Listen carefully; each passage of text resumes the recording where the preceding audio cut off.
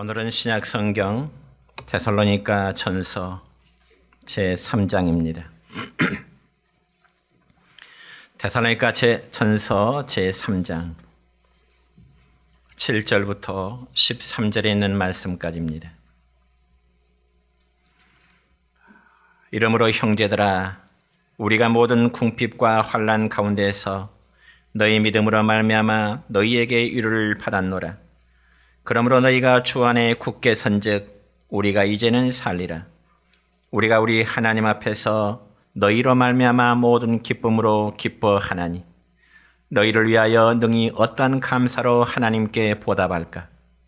주야로 심히 간구함은 너희 얼굴을 보고 너희 믿음이 부족한 것을 보충하게 하려 함이라. 하나님 우리 아버지와 우리 주 예수는 우리 길을 너희에게로 갈 수 있게 하시오며 또 주께서 우리가 너희를 사랑함과 같이 너희도 피차간과 모든 사람에 대한 사랑이 더욱 많아 넘치게 하사 너희 마음을 굳건하게 하시고 우리 주 예수께서 그의 모든 성도와 함께 강림하실 때 하나님 우리 아버지 앞에서 거룩함에 흠이 없게 하시기를 원하노라. 아멘. 사랑과 축복의 메시지 나눕니다. 사랑과 축복합니다. 사랑하고 축복합니다. 감사합니다. 오늘은 신약성경 데살로니가 전서 3장 7절부터 13절에 있는 말씀을 중심해서 재림 신앙의 자세라는 제목으로 말씀을 선포하고자 합니다.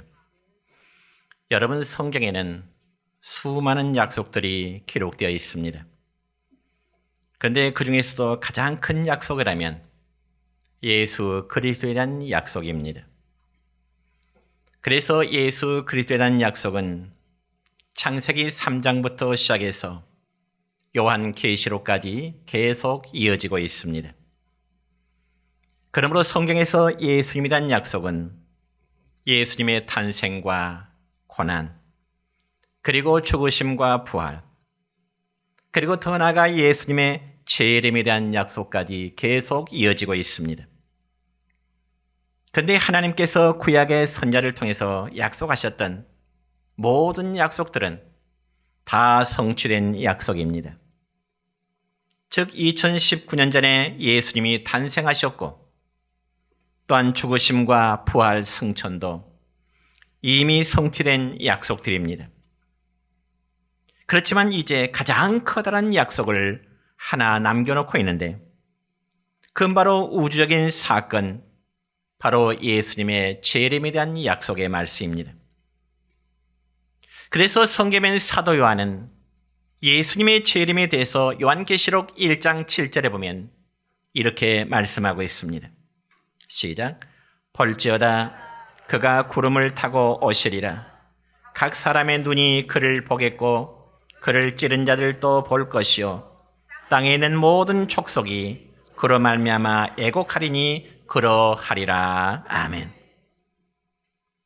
그러니까 예수님의 재림은 사람들의 눈이 뜨이지 않는 어떤 은밀한 비밀의 장소에서 살며시 이루어지는 것이 아니라 이 세상의 모든 사람들이 동시에 다 볼 수 있도록 공개적으로 이루어진다는 사실입니다. 그러므로 신약성경 사도행전 1장 11절의 말씀을 보면 예수님께서 승천하실 때 하나님의 천사가 주님의 승천을 바라보는 제자들에게 이런 말을 남깁니다. 시작. 갈릴리 사람들아 어찌하여 서서 하늘을 쳐다보느냐. 너희 가운데서 하늘로 올려지신 예수는 하늘로 가심을 본 그대로 오시리라. 아멘. 그래서 주님께서는 이 약속의 말씀처럼 세상 끝날 모든 사람들의 눈에 동시에 볼 수 있도록 오시되 구름을 타고 영광 중에 오시게 될 것입니다.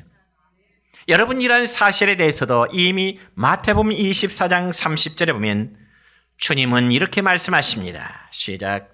인자가 구름을 타고 능력과 큰 영광으로 오는 것을 보리라. 아멘. 그렇다면 사랑하는 성도 여러분이요, 예수님의 재림이 우리 성도들에게는 과연 어떤 의미가 있을까요? 이 점에서 구약성경 이사야 25장 9절의 말씀 보면은 이사야 선자는 이렇게 예언합니다. 시작. 이는 우리의 하나님이시라. 우리가 그를 기다렸으니 그가 우리를 구원하시리로다. 이는 여호와시라. 우리가 그를 기다렸으니 우리는 그의 구원을 기뻐하며 즐거워하리라. 아멘. 그러니까 예수님의 재림이 우리 각자의 성도들에게는 구원의 완성을 이루시기에 엄청나게 커다란 기쁨의 순간이 된다는 것입니다. 그런 반면에 예수님을 믿지 아니하고 또한 예수님의 재림을 고대하지 아니한 자들에게는 주님이 재림하시는 그 순간에 커다란 슬픔과 애곡을 할 수밖에 없습니다. 그런데 문제는 성경에는 예수님의 재림에 대한 말씀이 많이 언급되고 있는데 그 시기와 장소에 대해서는 말씀하고 있지 않다는 점입니다. 사실 우리에게는 내 자신의 종말과 그리고 우주의 종말의 시기를 알 수 없다는 것이 얼마나 큰 복인 줄 모릅니다. 여러분 생각해 보세요. 만약 우리 각자에게 내 자신의 죽음의 시간을 안다면 어떨까요?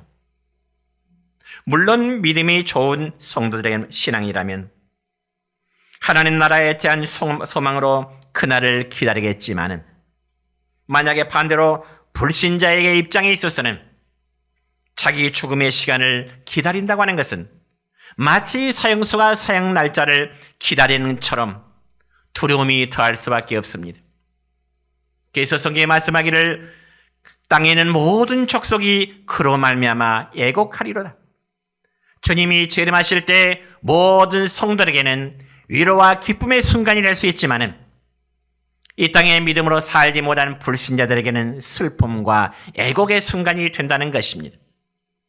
그러면 성경에서는 말씀하기를 주님의 재림을 기다리는 성도들은 항상 영적으로 깨어있도록 말씀하고 있습니다. 그래서 여러분 요한계시록 22장 2절의 말씀 보면은 이렇게 기록되어 있습니다. 시작. 내가 진실로 속히 오리라 하시거늘 아멘 주 예수여 오시옵소서. 아멘 주 예수여 오시옵소서. 뿐만 아니라 고린도전서 6장 22절 하반절의 말씀을 보니까 이렇습니다. 우리 주여 오시옵소서.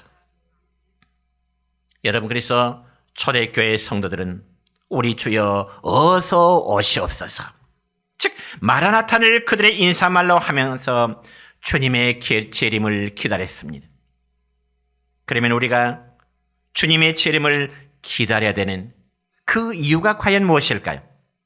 그것은 바로 우리의 소망이 되기 때문에 그렇습니다. 즉 죽음에서 우리를 살리는 소망이요 우리의 영혼을 살리는 소망이 되는 것입니다. 그런데 문제는 많은 그리스도인들까지도 이 세상에서 만약 1000만 년 영원히 살 것이라는 생각을 하고 있습니다.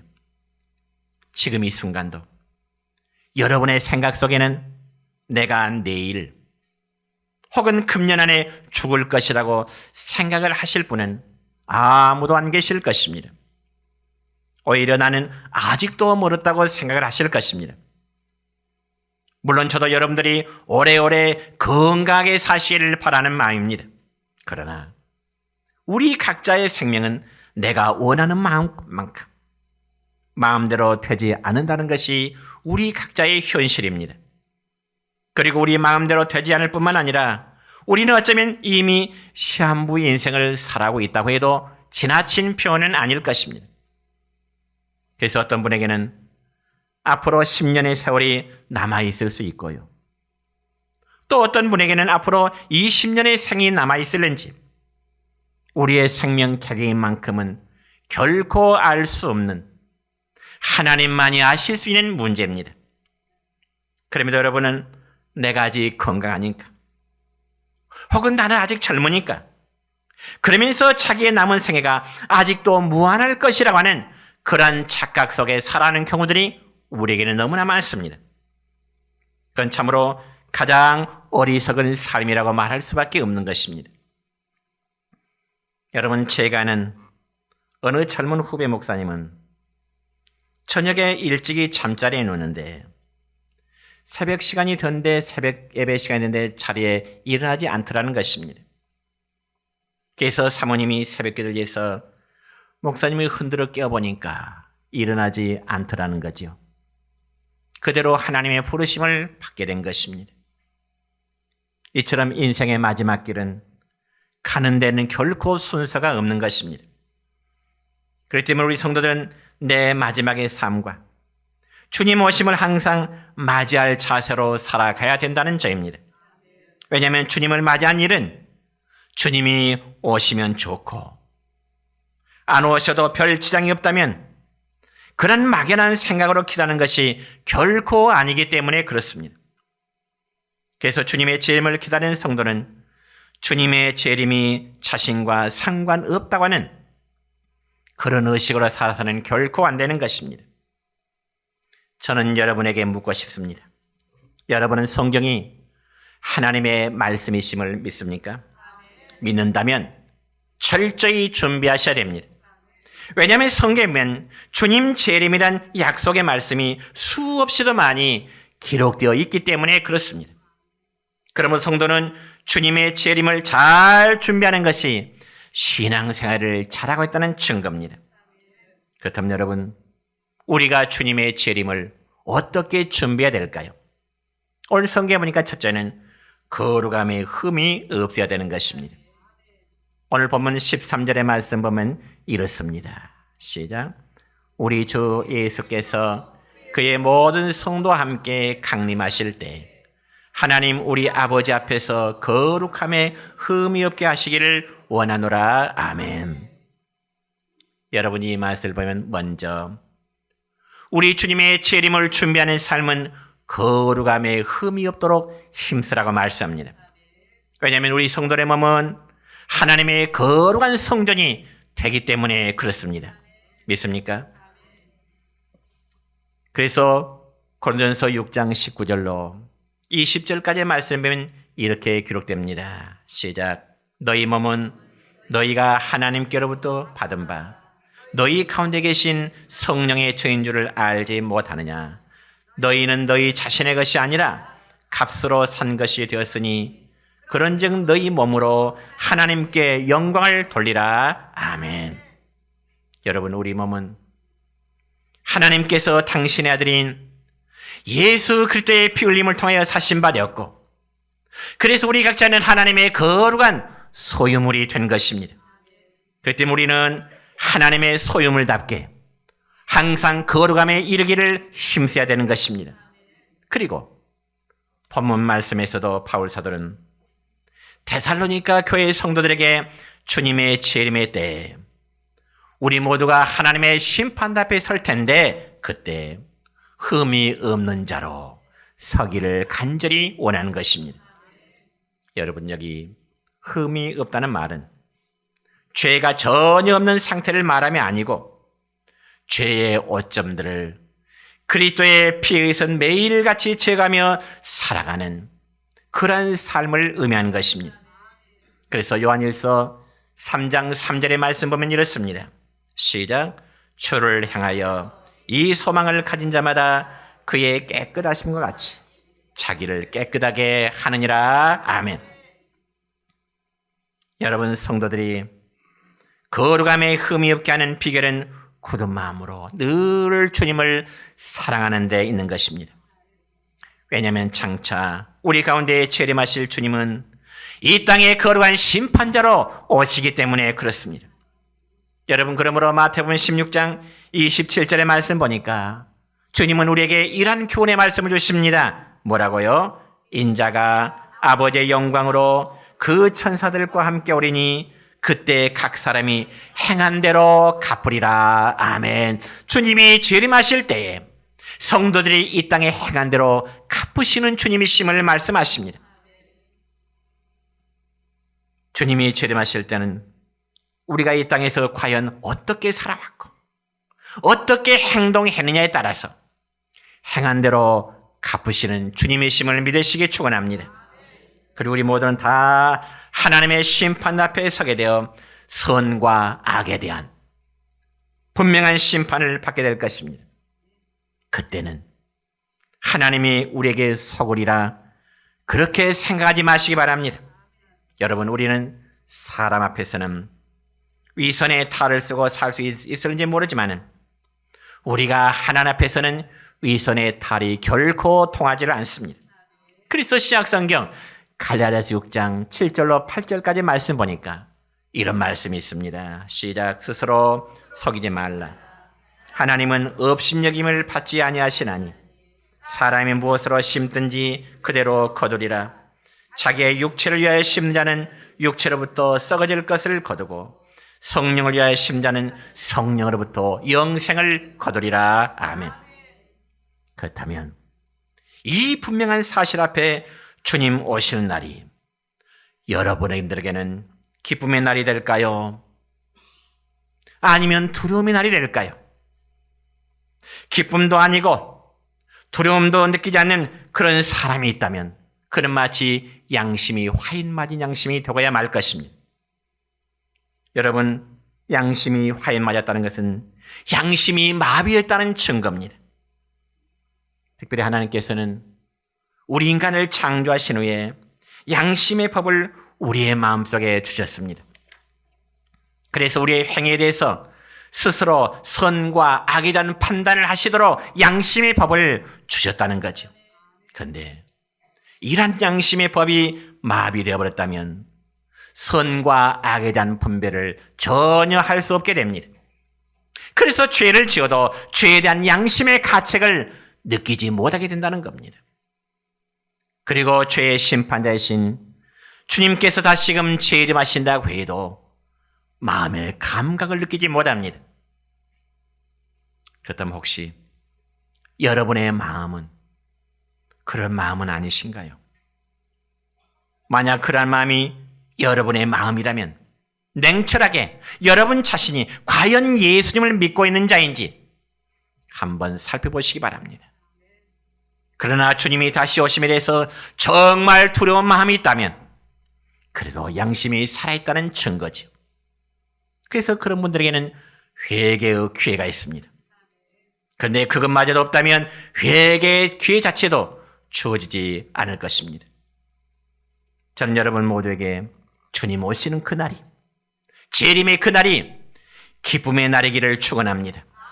기다리고 기다렸던 날이 되기를 바랍니다. 마라나타, 아멘. 주 예수여 오시옵소서.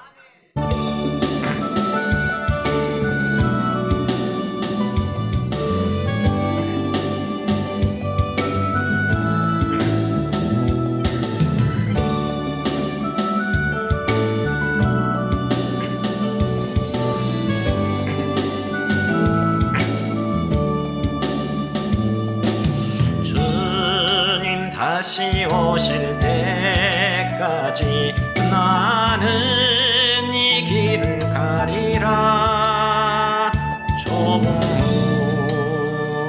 좁은 길 나의 십자가 지고 나의 가는 이 길 끝에서 나는 주님을 영광의 내 주님 나를 맞아주시리. 주님 다시 오실 때까지 나는 일어나 달려가리라. 주의 영광 온 땅 덮을 때 나는 일어나 노래하리. 내 사모하는 주님 온 세상 구주시라. 내 사모하는 주님 영광의 왕이시라.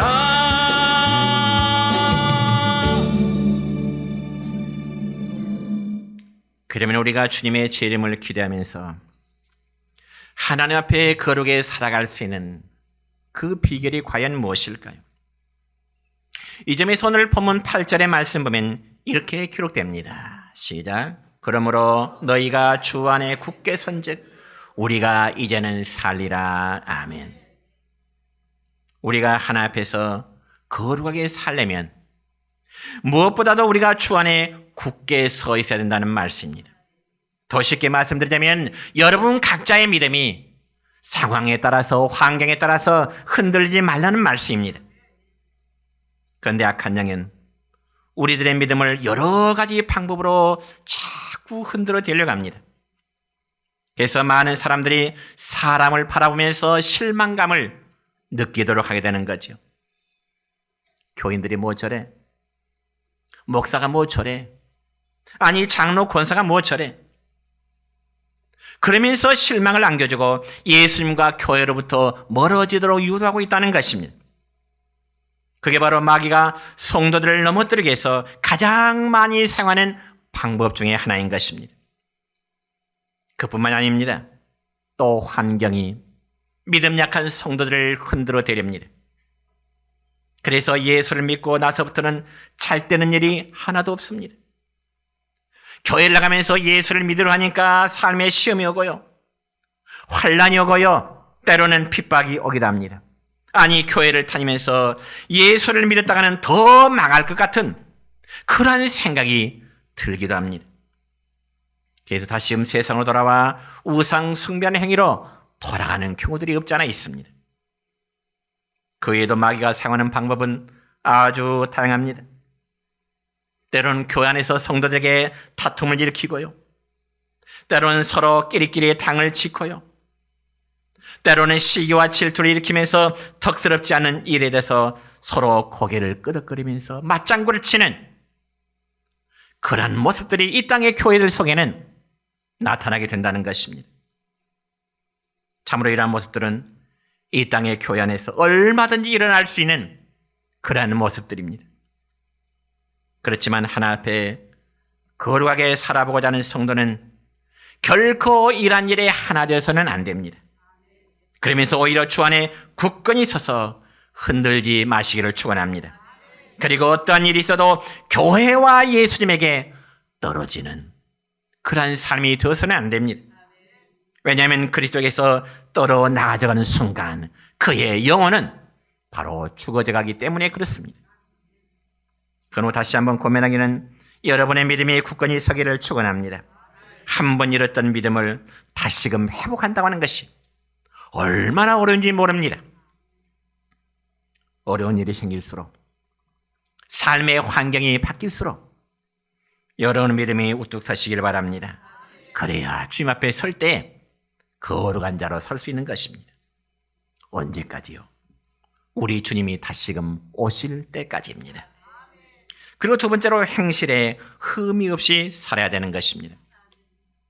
여러분, 다시 오실 주님을 고대하는 성들의 삶은 행실에 흠이 없어야 되는 거죠.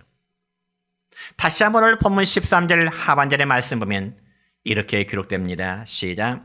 하나님 우리 아버지 앞에서 거룩함에 흠이 없게 하시기를 원하노라. 아멘. 물론 우리가 하나님 앞에 종교적으로나 그리고 도덕적으로 흠이 없다고 하는 것은 사실 불가능합니다. 우리가 무슨 재주로 흠이 없이 살 수 있겠습니까? 불가능합니다. 그러나 최소한 불신자들로부터 우리의 믿음의 성도들이 비난과 손가락질을 받아서는 안 됩니다. 그럼에도 하나님께서는 믿음의 사람들에게 흠이 없다고 하신 적이 있습니다. 성경을 볼까요? 창세기 6장 9절의 말씀 보면 이런 말씀이 있습니다. 시작. 노아는 의인이요 당대 완전한 자라. 하나님은 노아를 가리켜서 노아는 당대 의인이요 완전한 자라. 또한 욥기서 1장 1절의 말씀입니다. 시작. 우스 땅에 욥이라 불리는 사람이 있었는데 그 사람은 온전하고 정직하여 하나님을 경외하여 악에서 떠난 자더라. 아멘. 또 사도행전 13장 22절입니다. 내가 이세 아들 다윗을 만나니 내 마음에 맞는 사람이라 내 뜻을 다 이루리라. 아멘. 한 군데 더 히브리서 11장 4절의 말씀입니다. 믿음으로 아벨은 가인보다 더 나은 제사를 하나님께 드림으로 의로운 자라 하시는 증거를 얻었으니 아멘. 여러분, 하나님께서는 이 네 사람, 즉 노아와 다윗과 욥과 아벨을 가리켜서 그들은 의인이요 악에서 떠난 자요 또 하나님의 마음에 맞는 의로운 자라고 말씀하십니다. 그렇다면 이들에게는 전혀 흠이 없는, 정말 종교적으로나 도덕적으로나 윤리적으로 흠이 없는 완전한 삶을 살았을까요? 아니요. 성경은 노아와 다윗, 이들에게는 얼마나 많은 흠과 실수가 있었는지 모릅니다. 여러분, 죄송한 표현이 될지 모르지만은 노아라는 사람 그리고 다윗이라는 사람은요, 저도 저지르지 아니하는 큰 실수를 그들은 저질렀습니다. 그래서 사람들의 눈으로 볼 때는 제가, 김동수 목사가 도덕적으로 노아와 다윗보다 더 깨끗한 삶으로 살았다고 생각할 수 있습니다. 왜요? 저는 노아처럼 술 먹고 벌거벗은 채로 자식들 앞에 추태를 벌인 적이 없거든요. 또한 저는 다윗처럼 수많은 여자들을 거느리는 윤리적인 범죄를 저지르지 않았기 때문이거든요. 그럼에도 하나님은 그렇게 흠과 실수가 많은 자들 향하여 그는 의인이요 마음에 맞는 자라 그렇게 말씀하시네요. 왜 그랬을까요? 그건 바로 그들이 자신들의 죄에 대한 뼈아픈 진실한 고백이 그들에게 있었기 때문에 그렇습니다. 그러니까 여러분, 하나님은 우리가 죄에 안 짓는 의인의 외형적인 모습보다는 범죄하고서라도 뼈아프게 회개하는 그런 진실한 자를 하나님은 원하십니다. 여러분, 오늘 저는 재림 신앙에서 말씀하면서 방금 전에 말씀드린 이 말씀이 가장 핵심으로 여러분에게 드리고 싶습니다. 하나님, 우리가 죄에 안 짓는 의인의 외형적인 모습보다는 범죄하고서라도 정말 뼈아프게 회개하는 진실한 자, 그런 삶으로 사시기를 축원합니다. 그러므로 그러한 자세에서 우리는 하나 앞에서 겸손함이 나올 수밖에 없습니다. 그리고 우리가 하나 앞에 흠 없이 산다는 것은 겸손하게 살아가는 자세를 말합니다. 성도 여러분, 저와 여러분, 우리 모두는 하나님의 자녀입니다. 믿습니까? 그래서 하나님의 자녀이면 이제는 하나님의 은혜를 알고 더욱 겸손할 줄 알아야 됩니다. 그런데 그것이 말처럼 쉽게 되지는 않지요. 왜냐하면 하나님도 내 마음대로 해주시지 않으면 하나님의 필요성을 느끼지 않으려고 하기 때문에 그럽니다. 그래서 하나님은 내가 원하고 요구하는 대로 다 응답해 주셔야 하나님을 하나님으로 인정하려고 하는 것이 올바르지 못한 신앙의 자세입니다. 전 여러분에게 고면합니다. 하나님이 우리를 위해서 존재하심이 아니라 우리가 하나님을 위해서 존재한다고 하는 그런 의식을 가져보시기 바랍니다. 그래야 할 때 겸손할 수 있고요, 그래야 할 때 순종할 수 있는 것입니다. 얼마 전에 TV에 보니까요, 조직폭력배 두목이 출소하는 이제 광경을 뉴스에서 잠깐 비치는 모습을 봤습니다. 조직폭력배 두목이 출소하는 것.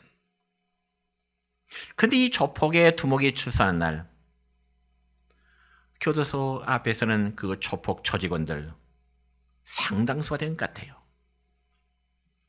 그들은 새벽 2시부터 교도소 앞길에서 딱 도열하면서 기다리고 있는 거예요. 자기 두목이 출소하니까 그 조직원들이 딱 서서 기다리고 있는 거죠.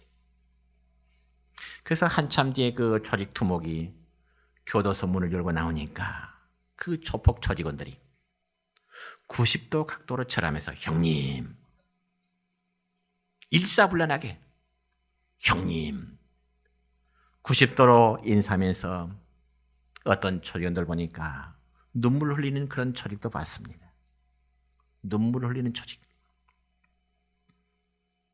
혹시라도 그 모습을 보신 분 계실지 모르겠지만은 저는 그 모습을 보면서 참 느끼는 게 있었습니다. 그게 무엇인가 하니 조폭의 조직원들도 저렇게 자기의 두목을 위해서라면 의리를 지키고 있는데 나는 과연 내 삶의 주인이신 주님을 저렇게 사랑하며 주님을 저렇게 섬기고 있는가? 잠깐이나마 제 자신을 되돌아본 적이 있습니다. 여러분 로마서 14장 8절의 말씀 보면 믿음의 사도 바울은 이렇게 고백합니다. 시작. 우리가 살아도 주를 위하여 살고 죽어도 주를 위하여 죽나니 그러므로 사나 죽으나 우리가 주의 것이로다. 아멘. 살아도 주님의 것이요 죽어도 주님의 것이라고 바울은 고백하고요.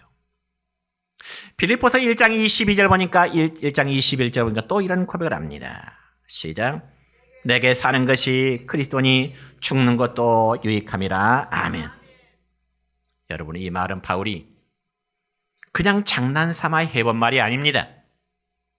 그리고 그냥 멋있게 해본 말이 아니라 그는 실제로 자기의 삶을 자기 고백처럼 살았습니다.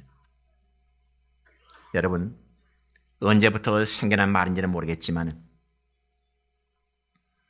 한 번 해병이면 영원한 해병이라는 말이 있습니다. 아마 우리 교회에서 모르겠지만 저는 우리 권성인 집사가 아마 해병대 출신 같아요. 한 번의 해병이면 영원한 해병. 참 멋있는 말입니다. 물론 이 말의 참뜻을 저는 자세히 알 수는 없지만 짐작한데 해병의 정신을 끝까지 잊지 말고 살라는 그런 말이 아닐까 생각해 봅니다. 그렇다면 우리의 고백도 이제 할 말이 있습니다. 무슨 고백을 할까요? 따라서 합시다. 한 번 그리스도인이면 영원한 그리스도인입니다. 다시 한 번요. 한 번 그리스도인이면 영원한 그리스도인입니다. 믿습니까? 한 번의 해병이면 영원한 해병이듯이 우리가 한 번 그리스도인이면 영원한 그리스도인이 되어야 됩니다. 주님을 나의 구주로 고백한 우리는 영원한 그리스도인. 그래서 믿음에 굳게 서시기를 축원합니다. 그리고 주님 다시 오실 때까지 하나님 앞에서 흠이 없는 성도 되시기를 주님의 이름으로 다시 한번 축원합니다.